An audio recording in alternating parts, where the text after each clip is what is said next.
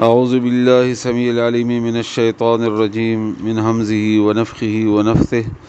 بسم الله الرحمن الرحيم رب اشرح لي صدري ويسر لي أمري واحلل عقدة من لساني يفقه قولي رب زدني علما رب زدني علما رب زدني علما آمين.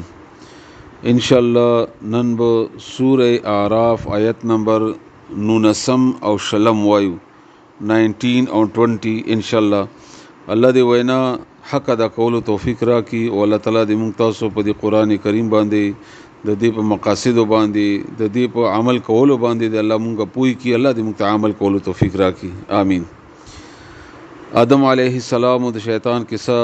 جاری ده. ورستنی آیتونو کې شیطان اولی چې زبدی پرې دمنه پسی خلاره تلوتا او دی باندې بزر اعظم مخکینه خي طرف نه شا طرف نه چپ طرف نه او دی با اکثر داسې وي چې ناشکر وي.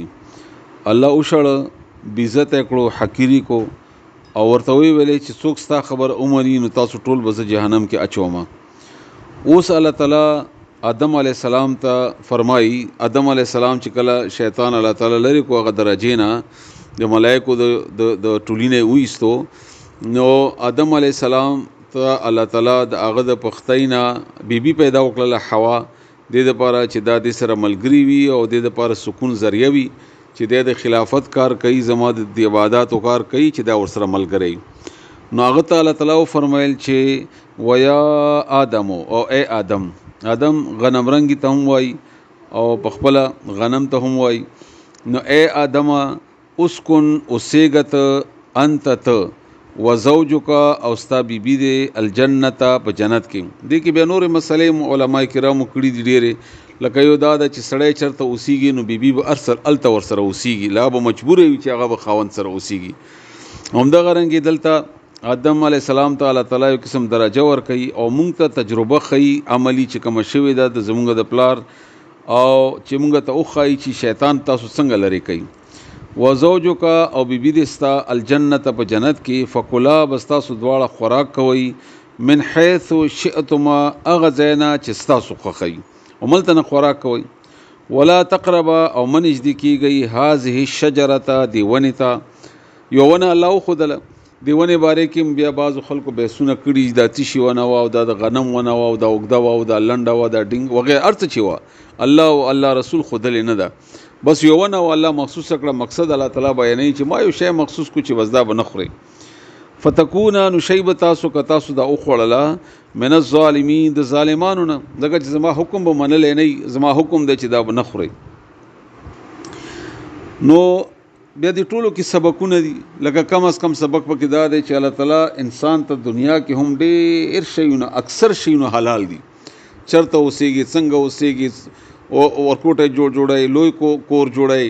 او کپڑے څنګه وغیرہ دا ټول خود ځنه مخصوص شیونه واړه شیونه الله منی کړی چې دې ته د سر بکار نه لري. خپل ته شیطان دی شیطان بیا مخکې بیان مو شو چې زه پرېدا منه زه وسوسه اچوم لکه څنګه چې آدم علی السلام ته واچول نو وسوسه واچوله وسوسه بغیر د وسایلو نه پزړه کې خبره اچول خیال مونږ زړه کې چې راشي چې دا خیال دی مونږ زړه خپل موي او شیطان ورته دا خبره واچوله دا زړه کې واچوله او دا تکته الله تعالی شیطان ته ورکړی چې زړه کې وسوسه اچي. نو وسوسه واچوله لهما دي دواړو ته الشیطان ځکه چې شیطان ته جیلی سي کېدله او ډیر زیات خپه شو چې زه دې ځای نه وېستم مدته ورکو. عام طور باندې حکومتونه تاسو ګوري چې کله یو کس په حکومت کې وي چې کله اوزي بار بیا هغه بهر وتل برداشت کولای نشي ځکه چې سہولیات او هغه هر څه چې دی پروتوکول هغه بل ته ملاوي شي نو دی به هغه برداشت کولای نشي. نو شیطان به څنګه برداشت کولای چې زه دې نه وېستم او دی او بل آدم علی السلام تعالی د جنت هغه خسته او خولي کپڑے ور واچولې او بیا ورته ول ته فراخه ته چرته زی چې شخوري ته د پاره ایز پابندی نشته. نو شیطان اوټا کلا چې پرې د مینه څنګه چې مخ کې ویلې نو شیطان وسوسه واچوله لیوبدیا دې لپاره چې ښکارا کی لهما دې دواړو ته ما هغه شی وریا چې پټ کړي شوی دی انهما دې دواړو نه شرمګاهونه بعض خلکو دې دا منم کړي د چې عمل د هغه بهرال هغه خو جایز او هغه خبر اسیده خو بهرال انسان کې الله تعالی فطری طور باندې دا ماده اچولې دا چې هغه خپل ځان بربندای نه کاغه ارڅومرم ګناګاری ارڅومرم بل شانتي خپل ځان پټي خامخه. دا د انسان په فطرت کې ده چې کم انسان بیا ځان نه پټي بربندۍ لکه څنګه چې بعضې خلک دي نن سبا دا بهایي ډېره زیاته ده. نو دې مطلب دا نه دی چې د کې صرف اسلام نشته، نه دې کې انسانیت نشته، بیا دا د انسانیت د درجې نه غورځېدلی دی. او دلته په مکې کې خو هغه مشرکینو به باقاعده بربند طواف کو، نو هغه بربند طواف لپاره هم اشاره ده چې تاسو خدا د شیطان طریقه ده، دا شیطان کوي او موږ تاسو خو لا دغه کار دی نن سبا د بربندواله موږ ته اډو څه ښکاري نه زموږ په دې معاشره کې. نو شیطان دا غوښتله چې دی بربند کی، او شیطان لومبنی کار انسان سره چې کم کړی دی هغه دا کړی چې دی بربند کړی دی. نو چې دی بربند شي اوس دا شیطان ته پته وکنه وه دی باندې بحث شوی دی چې دته دا پته وه چې دا ونه بربندول کوي یا نه وه پته ورته چې دا بربندول کوي، خو دته کم از کم دا پته وه چې دغه ونې نه الله منع کړی دی او زه اوس پې مخته کومه چې ویې خوري. یو قسم لا په زړه کې یو سړی قسم وکړي چې دی زه وشرموم دې فرشتو ته چې ملایکو دته سجده کړې ده او زه ورته ووایم چې دا اډو د سجدې قابل ونه، او هلته چې ونه یې وخوړه نو الله تعالی ویلي ورته چې ته به د ظالمانو نه شو، نو بربند شو. نو دا هغه دپاره شیطان دپاره نوره د خوشحالي خبره وه. نو دوی ته بیا چونکې انسان فطري طور باندې ځان پټول غواړي، نو د ځان د پټولو وجې باندې آدم علیه السلام فوراً لګیا شو او حوا علیه السلام چې زمونږ ستاسو مور او پلار دي هغوی د جنت پاڼې راغستې او هغه په خپل ځان باندې لګول شروع کړل چې کني مونږ پټ کړو د خپل ځانونه. من سوآتهما د هغوی د شرمګاهونو نه، هغه ځای نه چې هغه انسان پټ ساتل غواړي، فطري پټ ساتل غواړي، هغه ته ویل کېږي. نو شرمګاهونه، نو شیطان چل څه وکړو، اوس یې چل ښایي الله تعالی. وقال او ویل شیطان ما نهاکما نه یې منې کړي شوي تاسو دواړه، نه یې منې کړي تاسو دواړه ربکما ستاسو دواړو رب، عن هذه شجرته د دغې ونې نه، شجرتې د دغې ونې نه، الا مگر منع کړي یې ان دا چې تکونه شی به تاسو دواړه ملکین ملائک فرشتې به درنه جوړې شي، او تکونه یا بشی تاسو دواړه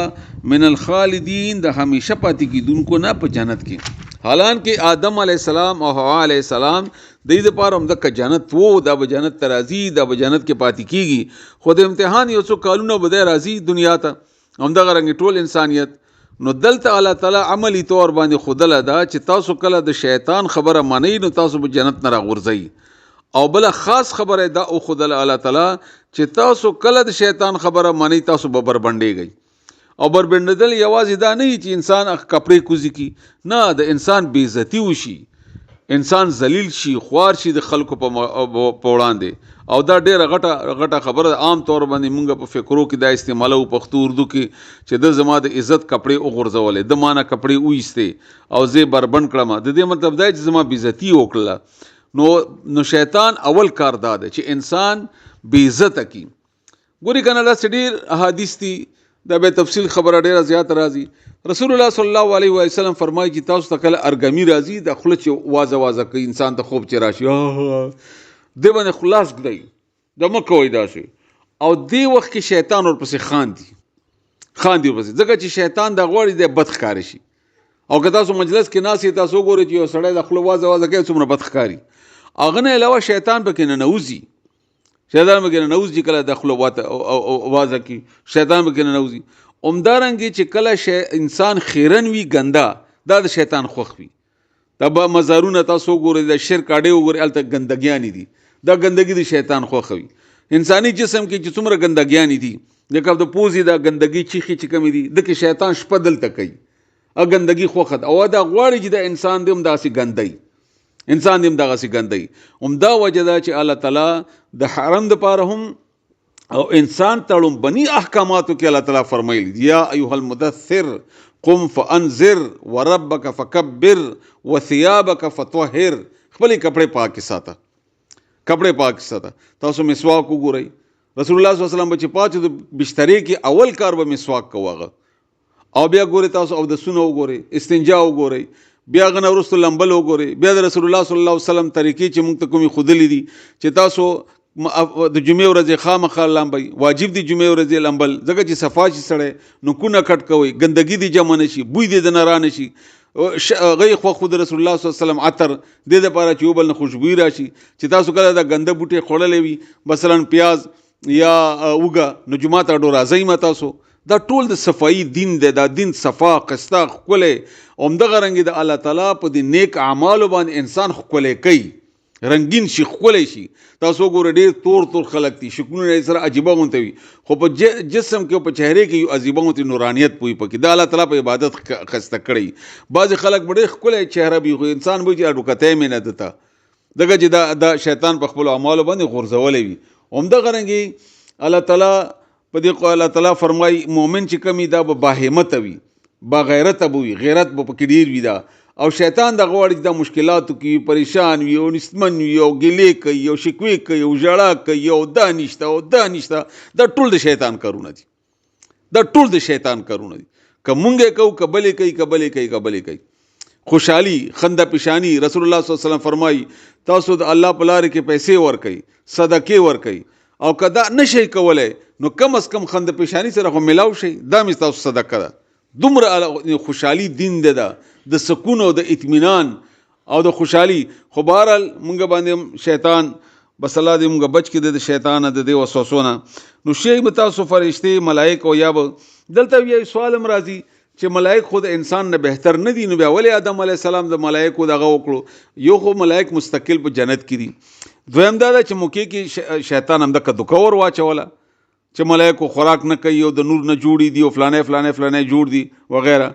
نو حالان کې آدم علی السلام ته ملائکو سجده کړی و او آدم علی السلام ته او انسان ته الله تعالی د علم صلاحیت ور کړی دی او آدم علی السلام او انسان به جنت ته هیڅ او جنت کې هیڅ بوج نشته د عبادت بوجم پې نشته